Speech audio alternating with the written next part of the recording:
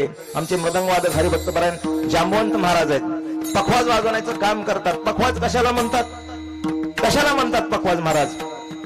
पखवाजाची साधना करणं एवढी सोपी गोष्ट नाही. तुम्हाला 2 तास वाजवताना या ठिकाणी बोट पळत असताना दिसत असतील महाराज, पण त्याच्याकरता 8-8, 10-10 तास इंद्रायणीच्या घाटावरती थंडीच्या दिवसामध्ये रोज 8-8 तास 2-2, 10-10, 15-15 वर्ष त्या ठिकाणी प्रॅक्टिस करावं लागते. तेव्हा हे कुठं वैभव प्राप्त होतं महाराज. आता मला सांगा, तो पखवाज आहे, लाकडी पखवाज आहे महाराज. इकडच्या बाजूनं जनावराचं कातड आहे. कशाचं? जनावराचं कातड आहे. त्याला गट्टे लावले ते सुद्धा लाकडी आहेत, पण बोट मात्र कशाचे? रक्त मांसाचे बोट आहेत. कशाचे? रक्त मांसाचे बोट आहेत. त्या चामड्यामधून विठ्ठल विठ्ठल बोलण्याकरता,